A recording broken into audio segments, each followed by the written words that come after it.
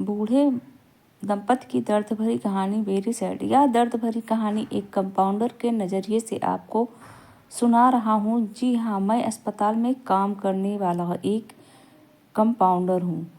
जिस अस्पताल में मैं काम करता हूँ वहाँ पर 3 शिफ्ट चलती है। उस दिन मेरी सुबह की शिफ्ट थी जिसका टाइम 9 से 5 का होता है। हमेशा की तरह मैं सही समय पर अस्पताल पहुँच गया था। जब मैं अस्पताल के अंदर प्रवेश कर रहा था तो मेरी नज़र वेटिंग रूम में बैठे कई लोगों पर पड़ी, लेकिन एक बूढ़े दंपति पर जाकर रुक गई।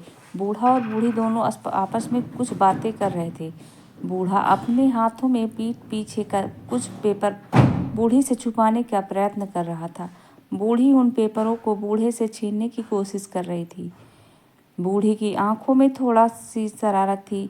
वहीं बूढ़ा तकरीबन रोने को था और उसकी आंखों में आंसू साफ दिख रहे थे। बूढ़ा बोला, इन पेपर्स में कुछ भी नहीं है, खामखा क्यों इनके पीछे पड़ी हो। बूढ़ी ने जवाब दिया, आज तक कभी कोई बात मुझसे छुपा पाए हो मास्टर साहब। वैसे भी एक शिक्षक को झूठ नहीं बोलना चाहिए। तो दिखाओ मुझे पेपर्स। बूढ़ा फूट फूट कर रोने लगा और बोला, न मर्द कैंसर है तुम्हें, न मर्दा कैंसर है तुम्हें। 1 महीने बाद इस दुनिया में अकेला छोड़कर मुझे चली जाओगी। ये रिटायर्ड मास्टर अपनी ज़िंदगी भर की कमाई देखकर भी तुम्हारे कैंसर की कीमत नहीं चुका पाएगा। बूढ़ा अपना सिर पीटते हुए बोला, तुम्हारे कैंसर की कीमत इस बूढ़े रिटायर्ड मास्टर की औकात से कई गुना बड़ी है। नर्मदा बूढ़ी अपने पति की आंसू पोंछते हुए बोली, तुम्हारी औकात बहुत बड़ी है मास्टर साहब। मुझसे पूछो, जीवन में तुमने मुझे क्या कुछ नहीं किया है। मेरी हर ख्वाहिश पूरी की है। और ये डॉक्टर तो कुछ भी कहते हैं, देखना मैं इतनी जल्दी मरने वाली नहीं हूँ। कैंसर के असहाय दुख से गुजर रही बूढ़ी अपने पति के दर्द को कम करने की कोशिश कर रही थी। वह अपने पति को गले से लगा कर कह रही थी कि अभी तो मत रोइए, अभी तो मैं जिंदा हूँ। मैंने अपनी आंखों के सामने सैकड़ों मरीजों को देखा है। कईयों ने मेरे सामने दम तोड़ा है, जिनका दर्द मैं समझ सकता था, लेकिन कभी उनके लिए मेरी आंखों में से आंसू नहीं निकले। लेकिन इस बूढ़े दंपति का दर्द देख मेरी आंखों से भी आंसू बनकर बह निकला। इससे पहले कि मैं इस दंपति के पास जाकर उनको हमदर्दी के 2 बोल पाता और उनका हौसला बढ़ा पाता, डॉक्टर विनायक उनके पास पहुंच गए।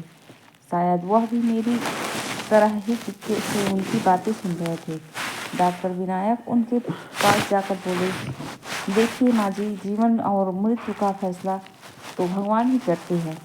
हम डॉक्टर भी सिर्फ कोशिश ही कर सकते हैं और मैं पूरी कोशिश करूँगा कि आपको इस बीमारी से अलग कर सकूं। तब बूढ़े ने हिचकिचाते हुए कहा, लेकिन इसका इलाज तो। इससे पहले कि वह अपना वाक्य पूरा कर पाते डॉक्टर विनायक बोले, आप उसकी चिंता मत कीजिए, इसकी जिम्मेदारी मैं लेता हूँ।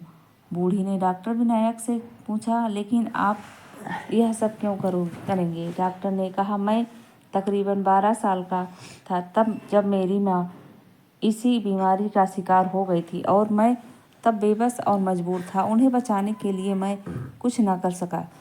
तभी मैंने ठान लिया था कि मैं डॉक्टर बनूंगा और इस बीमारी से हमेशा लड़ता रहूंगा। अगर मैं आपको इस बीमारी से निजात दिला सका तो मैं समझूंगा कि मेरी माँ आपके रूप में कुछ और साल इस धरती पर जिंदा रह पाई। मुझे नहीं पता डॉक्टर विनायक उस बूढ़ी के कैंसर को इलाज करके हरा पाए या नहीं, लेकिन उस दिन मैंने दोनों बूढ़े दंपति की आंखों में देखा था। डॉक्टर विनायक ने उनकी आंखों से में पहले दिख रही निराशा को जरूर हरा दिया था और उसमें एक आशा की किरण जगा दी। तो दोस्तों, अगर यह कहानी आप लोगों को पसंद आई